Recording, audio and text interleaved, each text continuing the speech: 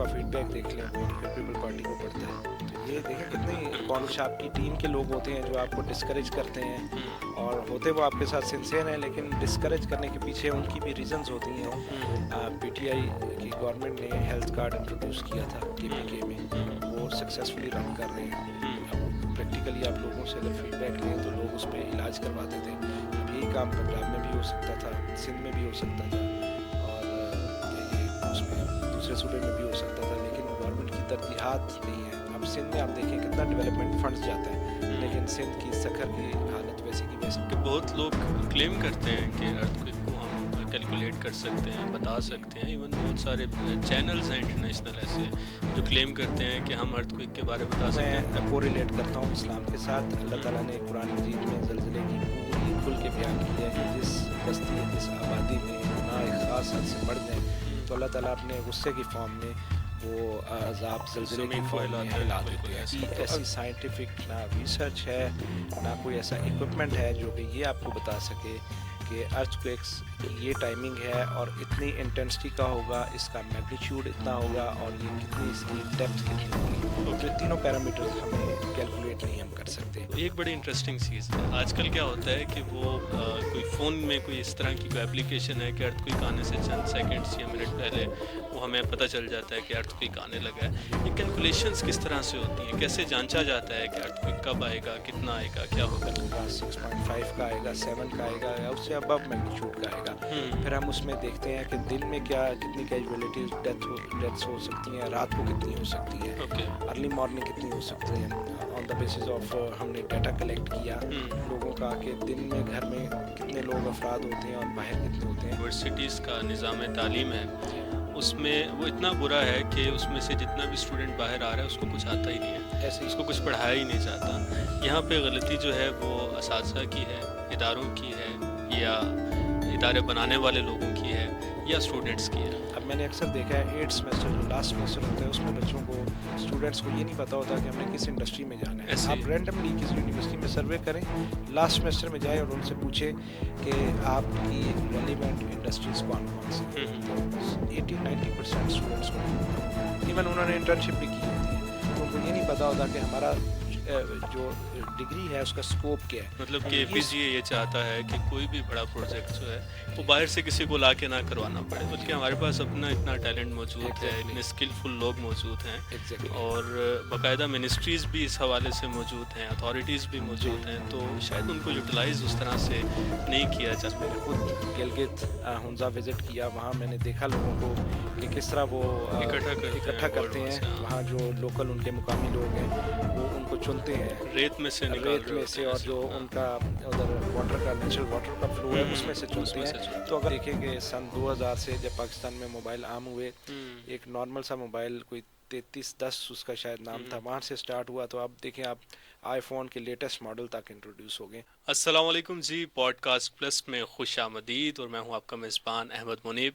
امید کرتا ہوں کہ آپ تمام خیر و عافیت سے ہوں گے, ٹھیک ٹھاک ہوں گے, خوش باش ہوں گے. اور آپ کے لیے اچھی خبر یہ ہے کہ آج کا جو پوڈ کاسٹ ہے نا جی, بہت زیادہ انٹرسٹنگ ہونے جا رہا ہے. جو لوگ سائنس میں دلچسپی رکھتے ہیں, جو لوگ ویدر میں دلچسپی رکھتے ہیں, یا سائنس کے کسی بھی شعبے سے وابستہ ہیں, ان لوگوں کے لیے آج کا یہ پروگرام دیکھنا بہت امپورٹنٹ ہے, کیونکہ آج ہمیں جوائن کیا ہے ایک اسپیشل گیسٹ نے جن کا نام ہے پروفیسر عادل نصیر صاحب, جو کہ ہمارے ساتھ موجود ہیں. آپ اے پی جی اے کے سی ای او ہیں, اور آج اردو پلس کے اسٹوڈیو میں آپ تشریف لائے ہیں. کیسے مزاج ہیں آپ کے؟ الحمدللہ جی, تھینک یو, خیریت سے ہیں؟ تھینک یو سو مچ, آپ تشریف لائے. مجھے یہ بتائیے عادل صاحب کہ اے پی جی اے کیا ہے بیسکلی, سب سے پہلے تو. جی, اے پی جی جو ایبریویشن ہے آل پاکستان جیو سائنٹسٹ ایسوسی ایشن کی, اور یہ فورم ہم نے 2010 میں اس کی میں نے بنیاد رکھی, اور اس کو پراپرلی ہم نے جو انوگریٹ کیا وہ 2013 میں کیا. ٹھیک ہے, تو تقریباً اس کے اوپر ہماری 13-14 سال کی ورکنگ ہو چکی ہے. اوکے, تو کیا ضرورت پیش آئی آپ کو بنیاد رکھنے کی؟ چونکہ میں نے اس وقت دیکھا کہ there is a huge gap between industry and academia. تو اس انڈسٹری اور ایکیڈیمیا کا جو گیپ تھا, جو پریکٹیکلی سلیبس یونیورسٹیز میں پڑھائے جاتے تھے اور انڈسٹری میں جو پریکٹسز تھیں وہ انٹائرلی ڈفرینٹ تھیں. تو وہ اس کو کوپ اپ کرنے کے لیے ان کو ایک پوائنٹ پہ لانے کے لیے ایک ایسا فورم چاہیے تھا کہ جس کی پاکستان میں نے کمی دیکھی، کیونکہ کوئی ایسا سائنٹیفک فورم مجھے نظر نہیں آ رہا تھا کہ جس کے اندر یہ سارے ایشوز جو نیچرلی سائنٹیفک ایشوز ہیں جو ایڈریس ہوں، جیسے کہ کلائمیٹ چینج ہے، ارتھ کوئک سائزمالوجی ہے، ہوں ویدر پیٹرنز آج کل چینج ہو رہے ہیں. ہم نے تو یہ کام 2013 سے سٹارٹ کیا تھا، جو اب کلائمیٹ چینج کے اوپر لوگ کام کر رہے ہوں ہیں. ہوں ہوں تو اس طریقے سے پھر ہائیڈرو جیولوجی ہے. آج کل واٹر ٹیبل ڈیپتھ کا بہت ایشو ہے، خاص طور ہوں پہ اسلام آباد میں ہوں واٹر ٹیبل ڈیپتھ ڈکلائن کر رہی ہے، جس کی وجہ سے جو گھروں کے بور ہیں اور پانی کے جو ریسورسز ہیں، ملٹیپل ایکویفائرز ہیں، اور پانی کا ریچارج کا جو سسٹم ہے، بارشیں ڈیلے ہونے کی وجہ سے، کیونکہ یہ ساری چیزیں کلائمیٹ چینج کی وجہ سے ہیں. بالکل جب لائف کا پورا سرکل اس کی وجہ سے ڈسٹرب ہے، تو بارشیں کا ڈیلے ہونا، کیونکہ نیچے زمین کے اندر پانی کی جو ریچارج ہے ایک ہوں سرکل، وہ پورا ایک ڈسٹرب ہوا ہے. ہوں تو ہوں یہ سارے سائنٹیفک ایشوز جو ہے نا، جو انسانی زندگی پر ڈائریکٹ اثر انداز ہوتے ہیں. ہوں تو یہ سارا بیسک اس کے پیچھے فریم تھا، ہوم ورک تھا. پھر نیچرل ریسورسز کا ہمارا بہت امپورٹنٹ شعبہ ہے، ہائیڈرو کاربن ایکسپلوریشن. ہوں وہ جو تھے پاکستان کے اندر، قدرتی ذخائر سے پاکستان کو اللہ تعالیٰ نے مالا مال کیا ہے. بے شک اور ہم چونکہ اس کو ایکسپلور کرنے نہیں جا رہے، یا ہمارے پاس اتنی ٹیکنیکل ایکسپرٹیز نہیں ہے، تو ہم نے اس کے اوپر بھی ایفرٹس کی، multiple M O Us sign کیے ہوں انٹرنیشنل کمپنیز کے ساتھ، کہ وہ ملٹی نیشنل کمپنیز پاکستان میں آئیں اور یہاں آ کے نیچرل ریسورسز کو پہلے ایکسپلور کریں، پھر ان کو پروڈیوس کریں، جس سے پاکستان کی اکانومی بھی بہتر ہوگی. ہوں اور جب وہ زر مبادلہ کے ذخائر اکٹھے ہوں گے، جیسے کہ اب ہم آئل اینڈ گیس ہمیں امپورٹ کرنا پڑتا ہے، تو وہ پھر ہم ایکسپورٹ کی طرف جائیں گے. ہمارے ہوں پاس اتنے ایران جو بارڈر لائن ہے اس کے اوپر نیچرل ریسورسز کی بھرمار ہے، بے شک لیکن چونکہ پولیٹیکل اسٹیبلٹی نہیں ہے اس وقت کنٹری میں، سیکیورٹی ایشوز ہیں، ہوں ملٹیپل پولیٹیکل فیکٹرز کی وجہ سے ہم ڈکلائن کی طرف جا رہے ہیں.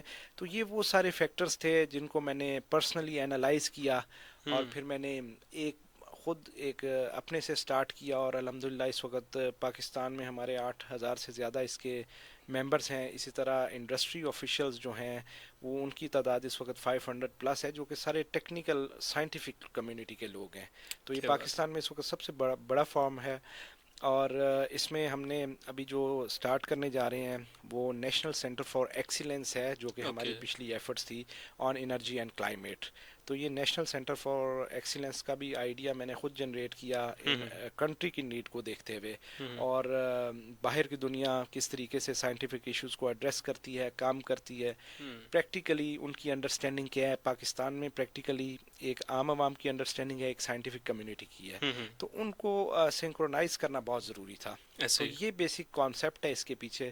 اور لیکن الحمد یہ میرا خیال ہے کہ صرف ایک چھوٹا سا ایک کانسیپٹ نہیں ہے، جی ایک بہت بڑا چیلنج آپ نے اپنے سر لے لیا جب ایگزیکٹلی آپ نے اس کو سٹارٹ کیا، کیونکہ ایگزیکٹلی یہ تمام وہ کام ہیں جن کو کرنا پاکستان میں اگر آپ کر سکتے بھی ہیں جی جی تو بھی کرنا بہت مشکل ہو جاتا ہے، ایگزیکٹلی ایگزیکٹلی اور بہت سارے ہرڈلز آ جاتے ہیں، بہت سارے جو آپ کے سسٹم ہے اس میں ہرڈلز آ جاتے ہیں، اور اس ایگزیکٹلی سسٹم کے ساتھ چلنا بڑا مشکل ہو جاتا ہے. ایگزیکٹلی تو آپ نے کر تو بہت کچھ لیا، ہرڈلز کیا کیا ہے مطلب؟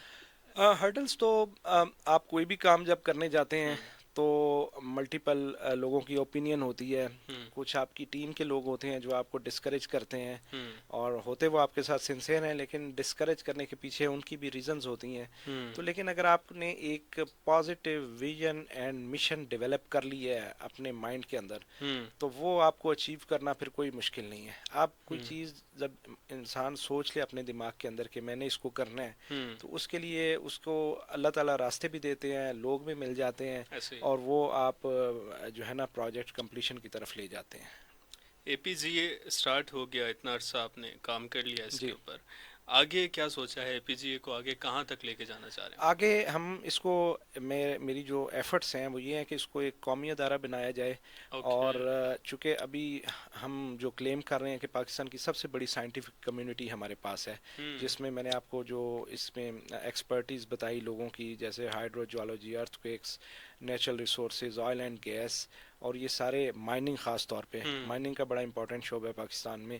اور پھر گولڈ کے ریزروز، میں نے خود گلگت ہنزا وزٹ کیا، وہاں میں نے دیکھا لوگوں کو کہ کس طرح وہ اکٹھا کرتے ہیں. وہاں جو لوکل ان کے مقامی لوگ ہیں وہ ان کو چنتے ہیں ریت میں سے نکال ریت رہے میں ہوتے سے، ہیں اور ایسے. جو ان کا ادھر واٹر کا نیچرل واٹر کا فلو ہے اس میں سے اس چنتے میں ہیں. سے چنتے تو اگر ایک عام بندہ جس کے پاس نہ کوئی اتھارٹیز ہیں، نہ اس کے پاس اکوپمنٹ ہے، نہ اس کے پاس اس طرح کی ایکسپرٹیز اور نالج ہیں، وہ اگر چن کے مہینے کا 1-1.5 لاکھ کما سکتا ہے، تو ہماری جو اتنی بڑی انڈسٹری ہے آئل اینڈ گیس کی، پوری منسٹری ہے، اور پورے پاکستان کے پاس ریسورسز ہیں، ایسے ملٹی نیشنل کمپنیز پاکستان میں کام کر رہی ہیں، ان کو لائسنس ایشو کیے ہوئے ہیں، لیز گرانٹ کی ہیں، تو ان کے تھرو ہم یہ ساری جو پروڈکشن لے سکتے ہیں گولڈ کی. اور جو سی پیک روٹ خاص طور پہ بنا، اب سی پیک جو بنا، اس کو پاکستان نے ٹوٹلی چائنا کے ہینڈ اوور کیا. اب جب چائنا کے ہینڈ اوور کیا تو انہوں نے اتنے لمبے ٹریڈ کے روٹس بنائے، تو اس میں سے جتنا نیچرل ریسورسز تھا وہ سب چائنیز لے گئے. اور اوبویسلی اگر پاکستانی بھی کسی کنٹری میں جا کے کام کریں گے تو ایز پر کانٹریکٹ، جب پروجیکٹ ہی ان کے پاس ہے تو وہ خود ہی وہاں پہ وہ ریزروز رکھیں گے. تو اگر یہی کام ہم خود آن کرتے اس کو، اور ہماری جو ٹیکنیکل ٹیمز ہیں وہ اس کو سپروائز کرتی، منسٹری اس کو پراپرلی انٹرسٹ لے کے سپروائز کرتی، اور خاص طور پہ کنسسٹنسی ہوتی گورنمنٹ کی پالیسیز کے اندر، تو وہ سارا جو ریسورس ہم ضائع کرتے ہیں وہ ضائع نہ ہو پاتا. اب میں نے وہاں دیکھا کہ state of the art facilities Chinese نے ڈیولپ کی، خاص طور پہ وہاں کی ٹنلز پاکستان کی سب سے بڑی ٹنلز میں نے وہاں دیکھی گلگت ہنزا میں.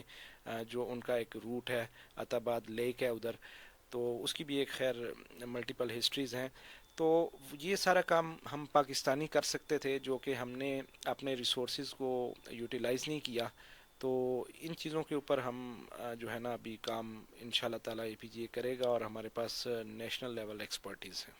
زبردستی. مطلب کہ اے پی جی یہ چاہتا ہے کہ کوئی بھی بڑا پروجیکٹ جو ہے وہ باہر سے کسی کو لا کے نہ کروانا پڑے، بلکہ ہمارے پاس اپنا اتنا ٹیلنٹ موجود ہے، اتنے اسکلفل لوگ موجود ہیں، اور باقاعدہ منسٹریز بھی اس حوالے سے موجود ہیں، اتھارٹیز بھی موجود ہیں، تو شاید ان کو یوٹیلائز اس طرح سے نہیں کیا جا رہا. ارتھ کوئک کی آپ نے ابھی بات کی، تو ایک بڑی انٹرسٹنگ چیز ہے. آج کل کیا ہوتا ہے کہ وہ کوئی فون میں کوئی اس طرح کی کوئی اپلیکیشن ہے کہ ارتھ کوئک آنے سے چند سیکنڈز یا منٹ پہلے وہ ہمیں پتہ چل جاتا ہے کہ ارتھ کوئک آنے لگا ہے. یہ کیلکولیشنز کس طرح سے ہوتی ہیں؟ کیسے جانچا جاتا ہے کہ ارتھ کوئک کب آئے گا، کتنا آئے گا، کیا ہوگا؟ ارتھ کوئک، جس کو ہم اردو زبان میں زلزلہ یا زلزلے کہتے ہیں، یہ جو ہے یہ نیچرلی پروڈیوس ہوتے ہیں. ایک تو اوور دا ورلڈ اس کی کہیں پہ بھی پریڈکشن نہیں کی جا سکتی. کوئی بھی ایسی سائنٹیفک نہ ریسرچ ہے، نہ کوئی ایسا اکوپمنٹ ہے جو کہ یہ آپ کو بتا سکے کہ ارتھ کوئکس کی یہ ٹائمنگ ہے اور اتنی انٹینسٹی کا ہوگا، اس کا میگنیچیوڈ اتنا ہوگا، اور یہ کتنی اس کی ڈیپتھ کتنی ہوگی. تو یہ تینوں پیرامیٹرز ہمیں کیلکولیٹ نہیں ہم کر سکتے. ہم جو کیلکولیشن کر سکتے ہیں on the basis of real time past data of approximately 100 years, 50 years, 75 years, ان کی بیسس پہ ہم ایک ٹرینڈ دیکھ سکتے ہیں کہ اس ریجن میں، ایشیا میں، پیسیفک ریجن میں، یہ جو ہماری سراؤنڈنگ ایریاز ہے، جیسے پاکستان میں موسٹلی جو ارتھ کوئکس ہیں وہ ہندو کش ریجن سے آتے ہیں، تو اس ریجن کی ہسٹری کیا ہے، وہاں سے ہمیں تھوڑا سا ہم کیلکولیٹ کر سکتے ہیں کہ ایکسپیکٹڈ ہے کہ یہ ارتھ کوئک اتنے ٹائم بعد آ سکتا ہے. لیکن اس کی ایگزیکٹ کیلکولیشن وہ سائنٹیفکلی بالکل بھی ممکن نہیں ہے. یو مین کہ بس ایک اندازہ لگایا جاتا ہے کیلکولیشن کر کے کہ اگر 10 سال بعد ایک دفعہ ارتھ کوئک آ رہا ہے تو وہ کیلکولیشنز کے مطابق اب 10 سال پورے ہونے والے ہیں اور یہ ڈیٹ بن رہی ہے اور اس پہ لیکن اس کو بھی میں سائنٹیفکلی صحیح نہیں کہتا، کیونکہ اس کو میں کو ریلیٹ کرتا ہوں اسلام کے ساتھ. اللہ تعالیٰ نے قرآن مجید میں زلزلے کی پوری کھل کے بیان کیا ہے کہ جس بستی یا جس آبادی میں گناہ خاص حد سے بڑھ جائیں تو اللہ تعالیٰ اپنے غصے کی فارم میں وہ عذاب زلزلے کی فارم میں ہلا دیتے ہیں.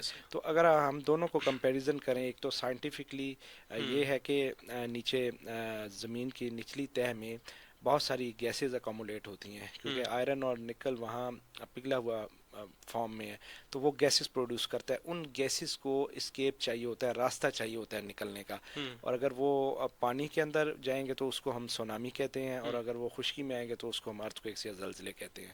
تو یہ اس کا ایک سمپل سا نیچرل فینومینا ہے ارتھ کویک کی جنریشن کا. مطلب کہ بہت لوگ کلیم کرتے ہیں کہ ارتھ کوئک کو ہم کیلکولیٹ کر سکتے ہیں, بتا سکتے ہیں. ایون بہت سارے چینلز ہیں انٹرنیشنل ایسے جو کلیم کرتے ہیں کہ ہم ارتھ کوئک کے بارے بتا سکتے ہیں, بٹ آپ یہ کہہ رہے ہیں کہ ارتھ کوئک جو ہے وہ کسی بھی طرح سے پریڈکٹ نہیں, نہیں ہو پریڈکٹ پاتا. نہیں کیا جا سکتا. ہم اچھا, نیچرل سائزمک ہیزرڈ رسک اسسمنٹ کسی ایریے کی کر سکتے ہیں کہ اوکے, اگر یہاں اتنے میگنیچیوڈ کا ارتھ کوئک آئے ہاں, تو کتنا ڈیزاسٹر ہو سکتا ہے, کتنا ڈیمیج ہو سکتا ہے. میرا جو اپنا پی ایچ ڈی کا کام تھا وہ گلگت ہنزا کے اوپر سائزمک ہیزرڈ رسک اسسمنٹ ہے, جو کہ اس ایریے کی میں نے کر کے بتائی ہے کہ 6 میگنیچیوڈ کا ارتھ کوئک آئے گا تو اس میں کیا ڈیزاسٹر ہوگا, 6.5 کا آئے گا, 7 کا آئے گا, یا اس سے ابو میگنیچیوڈ کا آئے گا. پھر ہم اس میں دیکھتے ہیں کہ دن میں کتنی کیجویلٹیز ڈیتھس ہو سکتی ہیں, رات کو کتنی ہو سکتی ہیں, اوکے, ارلی مارننگ کتنی ہو سکتی ہیں, آن دا بیسس آف ہم نے ڈیٹا کلیکٹ کیا لوگوں کا کہ دن میں گھر میں کتنے لوگ افراد ہوتے ہیں اور باہر کتنے ہوتے ہیں, تو ان کی ٹھیک ہے, بیسس پہ ہم یہ کیلکولیشن ضرور کر سکتے ہیں. نقصان کتنا ہو سکتا ہے. بالکل.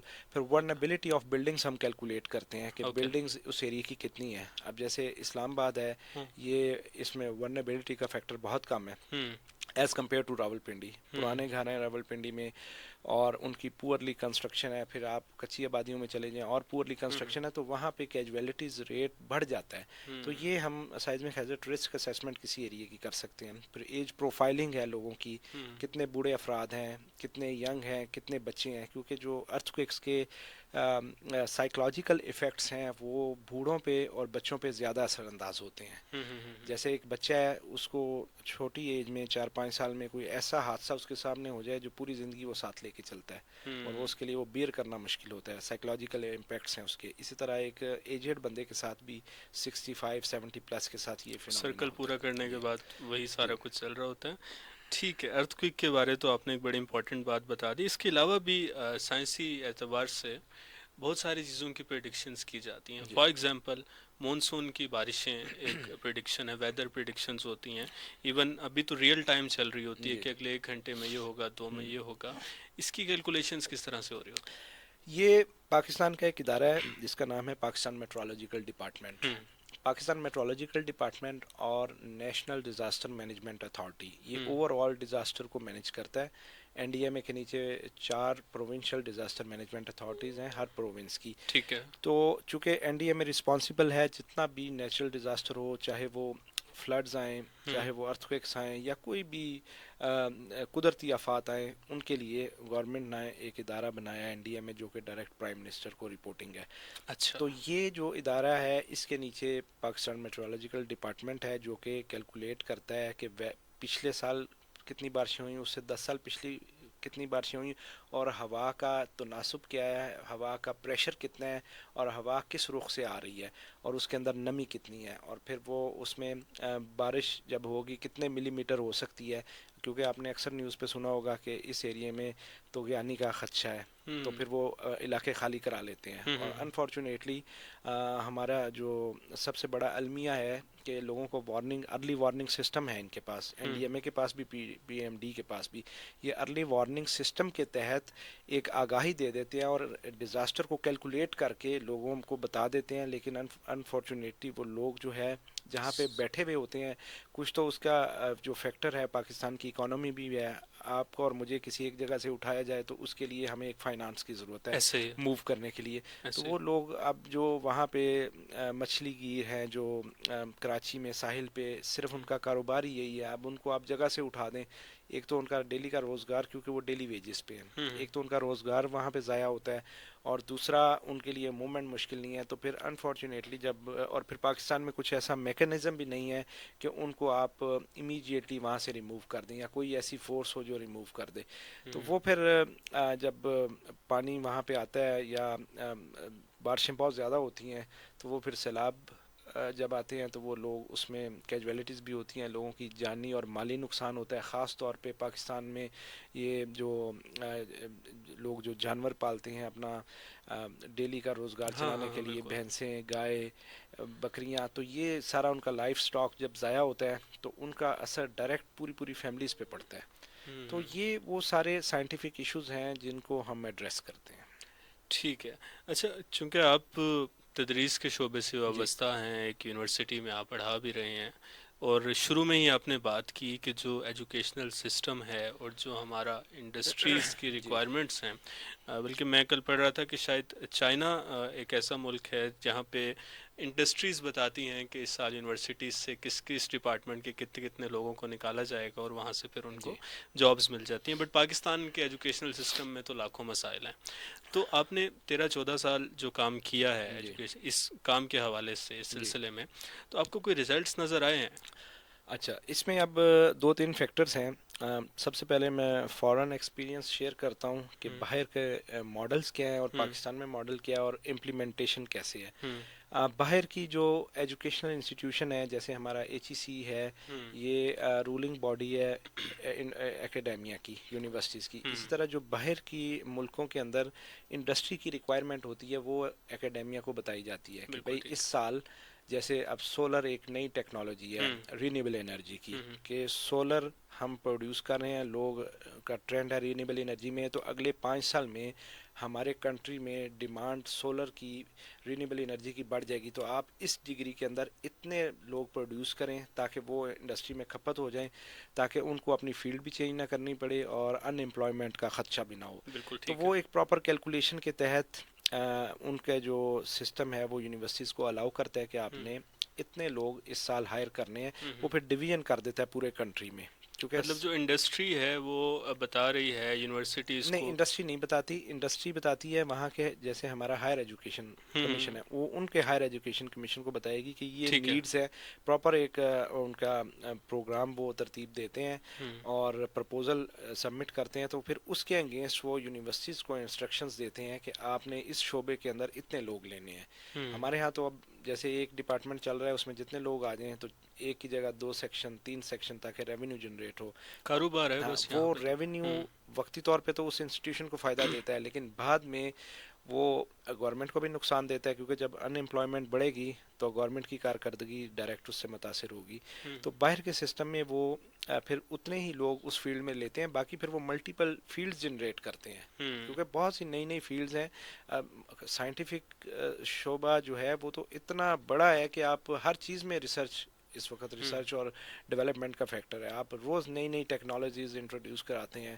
جیسے موبائل ٹیکنالوجی کی میں اگزامپل دے دوں. اب موبائل ٹیکنالوجی جو اس سے ریلیٹڈ اسٹوڈنٹس ہیں، آپ کتنی تیزی سے آپ اب دیکھیں کہ سن 2000 سے جب پاکستان میں موبائل عام ہوئے، ہم، ایک نارمل سا موبائل کوئی 3310 اس کا شاید نام تھا، ہم. وہاں سے سٹارٹ ہوا. تو آپ دیکھیں آپ آئی فون کے لیٹسٹ ماڈل تک انٹروڈیوس ہو گئے. تو ٹیکنالوجی تو بڑھتی جاتی ہے. بڑھتی جا رہی ہے. ہم، تو اب جب ٹیکنالوجی بڑھتی جا رہی ہے تو اس سے ریلیٹڈ آپ اپنی انڈسٹری بنائیں، کہ کوئی بھی کنٹری انڈسٹری بنائے تو وہاں پہ ان وہ اس شعبے کے لوگوں کو ان کی ہائر ایجوکیشن کمیشن انٹروڈیوس کرے، تاکہ لوگ بھی کھپت ہوتی جائے اور آپ کی ٹیکنالوجی بھی بڑھتی جائے اور آپ کی ملک کی جو ترقی ہے، جو اینول گروتھ ریٹ ہے، تو وہ بھی اس کے بڑھتا ان جائے. امپلائمنٹ ختم ہاں ہو جی. تو تو. اب یہ میں نے آپ کو باہر کا ماڈل بنایا. ٹھیک ہے. اب پاکستان میں انفارچونیٹلی ایسا ہے کہ جو موسٹلی یونیورسٹیز ہیں وہ بزنس کر رہی ہیں. جتنی بھی پرائیویٹ ہم، انسٹیٹیوشنز ہیں، چاہے وہ کالجز ہیں، چاہے وہ اب جیسے PCC ہے، اس کا جو بھی آنر ہے، میں ان کو جانتا ہوں ذاتی طور پہ. تو وہ ایک پہلے انہوں نے ایک انسٹیٹیوشن بنائے کالجز لیول پہ، اب انہوں نے میڈیا چینل بنایا. تو وہ ایک پراپر بزنس کرتے ہیں. تو اس طرح کی جو لوگ کام کرتے ہیں، بجائے کہ ایجوکیشن کو پروموٹ کریں، وہ پھر اپنا پرسنل پروفائل پروموٹ کرتے ہیں، جس سے قومی سطح پہ بھی ہمیں نقصان اٹھانا پڑتا ہے اور لوگ بھی اس سے بے روزگار ہوتے ہیں. تو پاکستان میں بھی ایسا کوئی ماڈل نہیں ہے کہ جس میں ایسی کوئی کیلکولیشن ہو کہ انڈسٹری کی ریکوائرمنٹس کیا ہیں، اور انڈسٹری سے تو فیڈ بیک لیا ہی نہیں جاتا. یہ تو ہم. ہم نے جیو سائنٹسٹ کمیونٹی کے اندر اس وقت ایکسکیوز می 39 اکیڈیمک انسٹیٹیوشنز ہیں جن کا ہم نے ڈیٹا کیلکولیٹ کیا اور دیکھا کہ وہاں سمیسٹر وائز کتنے اسٹوڈنٹس پروڈیوس ہو رہے ہیں اور اینولی کتنے ہو رہے ہیں اور انڈسٹری کی ریکوائرمنٹس کیا ہے. اس کے اوپر پراپر میں نے تھنک ٹینک کی میٹنگ چیئر کی ہیں، خود میں نے اس میں انڈسٹری کے لوگ بلائے، बड़ी बड़ी कंपनीज के सीईओज ने उसको ज्वाइन किया और हमने उसकी एक रिपोर्ट बनाई जिसका कंक्लूजन ये था कि इस वक्त पाकिस्तान में अगर जियो साइंटिस्ट कम्युनिटी के अंदर 600 लोग सेमेस्टर में ग्रेजुएट हो रहे हैं तो जॉब रेशो उसमें सिर्फ इतनी है कि 8 से 10 लोग अपने फील्ड में जा रहे हैं। इतनी बुरी रेशो है। हालांकि पाकिस्तान में मैंने आपको 4-5% बताया लोग कि कितने नेचुरल रिसोर्सेज हैं और पाकिस्तान की अगर जियोग्राफिक लोकेशन आप देखें, पाकिस्तान में अल्लाह ताला ने हर किस्म के वेदर है यहाँ पे।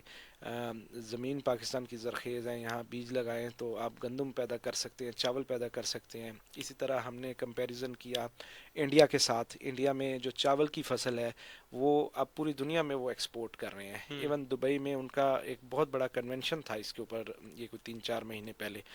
तो ये वो सारे फैक्टर्स हैं जो कि कंट्री जब अपॉर्चुनिटी प्रोवाइड करता है अपने लोगों को, अब वो अपॉर्चुनिटी किस फॉर्म में प्रोवाइड करते हैं। आप बिजली सस्ती करें, बिजली पहले तो इंडस्ट्री के पास बिजली नहीं है, सस्ती करना तो बात की बात है। अब आप इस वक्त करंट जो पाकिस्तान की सिचुएशन है उसमें जो इलेक्ट्रिसिटी बिल है उनका कंपैरिजन कर लें। इंडस्ट्रीज तो बंद हो रही हैं हाँ, आहिस्ता एक आहिस्ता। तो बिल देना कितना इम्पॉसिबल है, फिर इंडस्ट्री की रिक्वायरमेंट पूरी करनी। अब आप इंडस्ट्री कोई भी लगाएं उसमें बिजली की कितनी खपत है, गैस की खपत है, ऐसे तो वो उसको पूरा नहीं आप कर सकते। अब ये बड़े शहरों में तो इस्लामाबाद, लाहौर, कराची में तो बिजली का फिर भी कोई मामलात सेटल है, लेकिन आप अगर दूसरे शहरों में चले जाएं उसमें तकरीबन 12, 13, 14 घंटे की लोड शेडिंग है। तो ऐसे आप कैसे अपना प्रोडक्ट उसमें तैयार कर सकते हैं, क्योंकि ऐसे जो भी आपने इंडस्ट्री लगानी है वो या गैस पे चलेगी या बिजली पे चलेगी।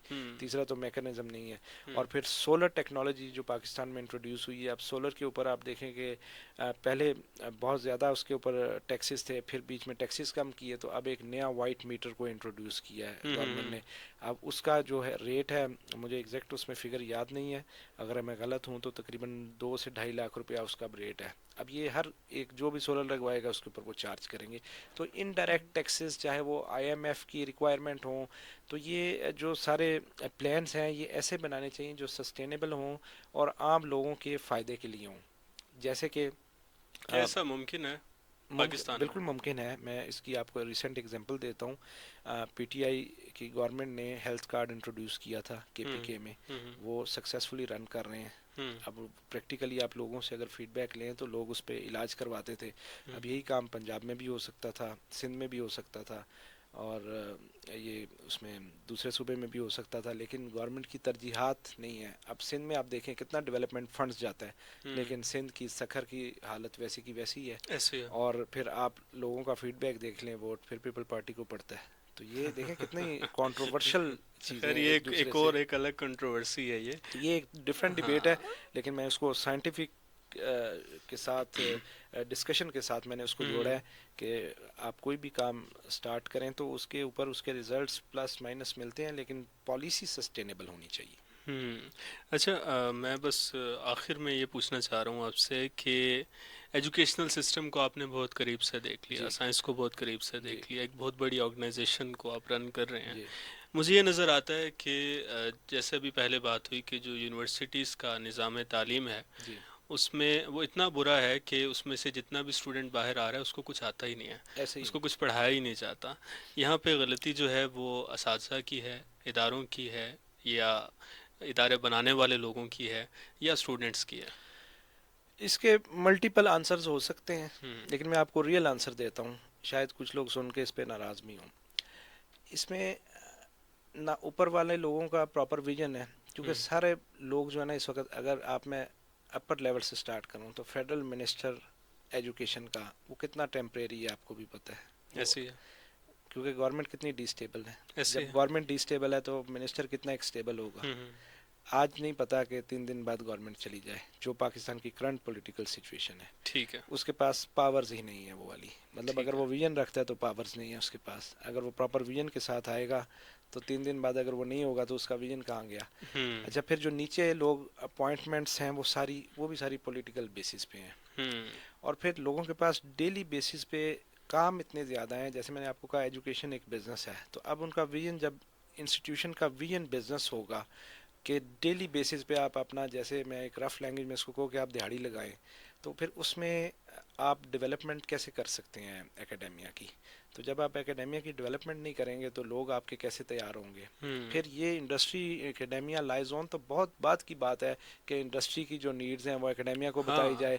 اور پھر ایچ ای سی کا جو ہے نا ابھی کوئی ایسا سلیبس نہیں ہے جس میں یہ بتایا جائے. اب میں نے اکثر دیکھا ہے 8 سیمسٹر جو لاسٹ سیمسٹر ہوتا ہے اس میں بچوں کو، اسٹوڈنٹس کو یہ نہیں پتا ہوتا کہ ہم نے کس انڈسٹری میں جانا ہے. ایسے ہی آپ رینڈملی کسی یونیورسٹی میں سروے کریں، لاسٹ سیمسٹر میں جائیں اور ان سے پوچھیں کہ آپ کی ریلیونٹ انڈسٹریز کون کون سی ہیں، تو 80-90% اسٹوڈنٹس کو نہیں پتا ہوگا. ایون انہوں نے انٹرنشپ بھی کی ہوتی ہے تو ان کو یہ نہیں پتا ہوتا کہ ہمارا جو ڈگری ہے اس کا اسکوپ کیا ہے. تو یہ اسکوپ ڈیفائن کرنا، یہ فرسٹ سیمسٹر میں جو ہے نا یونیورسٹیز کو چاہیے کہ وہ ڈگری کا اسکوپ ڈیفائن کریں اور اس میں ان کو بتائیں، اور پھر ریگولر سیشنز کریں جیسے کہ ہم کنڈکٹ کرتے ہیں. انڈسٹری کو بلاتے ہیں، بچوں کو ان کا ویژن بتاتے ہیں کہ آپ اگر پاکستان میں رہنا ہے تو یہ انڈسٹریز ہیں، اگر آپ نے فارن کنٹریز میں جانا ہے، ہماری فیلڈ میں آئل اینڈ گیس میں سعودی ارامکو ہے، ملٹی نیشنل شلمبرجر ہے، ہیلی برٹن ہے، ویدر فورٹ ہے، یہ ساری ملٹی نیشنل کمپنیز ہیں. تو آپ یہاں جا سکتے ہیں. لوکل او جی ڈی سی ایل ہے، ماڑی گیس ہے، پاکستان پیٹرولیم ہے،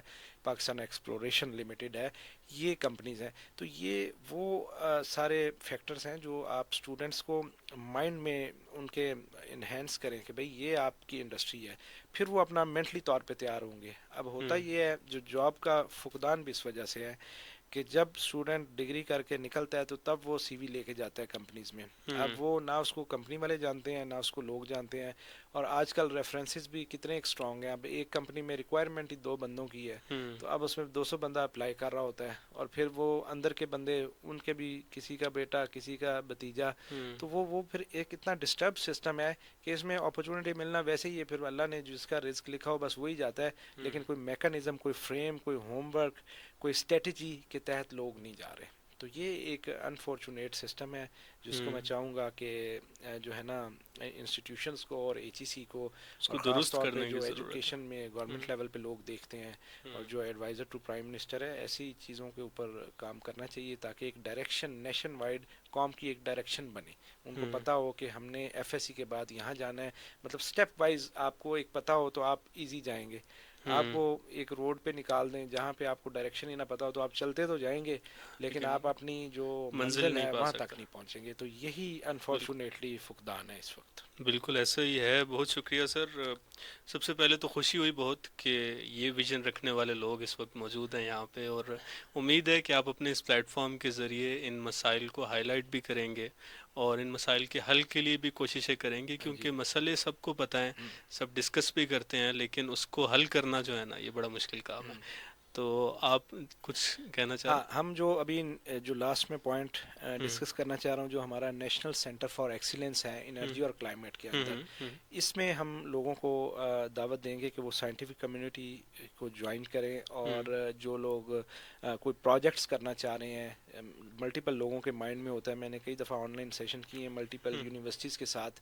ان کے پاس آئیڈیاز بہت اچھے ہیں لیکن وہ آئیڈیاز کو پچ نہیں کر سکتے، ان کے پاس کوئی ایسا پلیٹ فارم نہیں ہے، کوئی فنڈنگ نہیں ہے. اب آپ مائنڈ میں آئیڈیاز تو بہت سارے لوگوں میں، اور اکیڈیمیا کے پاس، اسٹوڈنٹس کے پاس سب سے آئیڈیاز ہیں. سب سے اسٹرانگ آئیڈیاز اس وقت پاکستان میں اسٹوڈنٹس کے پاس ہیں، چاہے وہ آپ اس کو پازیٹیو سینس میں لیں یا نیگیٹو سینس میں لیں، وہ دونوں آئیڈیاز رکھتے ہیں. اور قائد اعظم نے جنہوں نے پاکستان بنایا تھا انہوں نے بھی طالب علم کو، اسٹوڈنٹس کو اور ینگسٹر کو ہی ترجیح دی تھی کہ یہ وہ لوگ ہیں جنہوں نے پاکستان کو آگے لے کے چلنا ایسے ہی ہے. ہے. تو ان کو اپرچونٹی کے لیے ہم نے یہ national centre for excellence on energy and climate بنایا ہے، جس میں ان کی ٹریننگز ہوں گی، ان میں یہ جو سائنٹیفک ایشوز ہے پاکستان میں ان کو ایڈریس کیا جائے گا. کسی کے پاس کوئی انرجی سے ریلیٹڈ آئیڈیا ہے، جیسے کہ کچھ لوگ انہوں نے پچھلے سالوں میں کلیم کیا کہ بھئی ہم ایسی گاڑی بنا سکتے ہیں جو پانی پہ چلے، تو اس قسم کے آئیڈیاز لے کے آئیں تو پھر ہم ان کو پروموٹ کریں گے. فنڈنگ بھی ہم ان کو خود دیں گے تاکہ وہ آئیڈیاز کو پروموٹ کر کے اس میں جو ہے نا انڈیویجولی بھی ان کا فائدہ ہو سکے اور نیشنل لیول پہ بھی لوگوں کو اس میں فائدہ ہو سکے، جس سے ہیومینٹی کا بھی فائدہ ہو. تھینک یو سو مچ جی. اور بڑی خوشی ہوئی آپ ایک بہت اچھے آئیڈیا کو لے کے چل رہے ہیں، اور اسپیشلی جو آپ نے اسٹوڈنٹس کے لیے یہ اپرچونیٹی ایک لے کے آئے ہیں کہ وہ اپنے آئیڈیاز کو لے کے آئیں اور آپ ان کو فنڈ بھی کریں، آپ ان کو پلیٹ فارمز بھی پرووائڈ کریں، تو یہ شاید پاکستان میں بہت کم ہو رہا ہے. تو اردو پلس دعا گو بھی ہے آپ کے لیے کہ آپ کو اس میں کامیابی ہو، اور شاید آپ کی ہی وجہ سے پاکستان میں جو بہت بڑے بڑے مسائل کا سامنا ہے ان کو ہم حل کر سکیں. Thank you so much again. اور ناظرین، امید ہے کہ آپ کو آج کا یہ پوڈ کاسٹ بہت اچھا لگا ہوگا، بہت انفارمیٹیو لگا ہوگا. اپنی رائے کمنٹ سیکشن میں ضرور دیجیے گا. اپنے میزبان احمد منیب کو دیجیے اجازت. خوش رہیں، سلامت رہیں، آباد رہیں. اللہ نگہبان.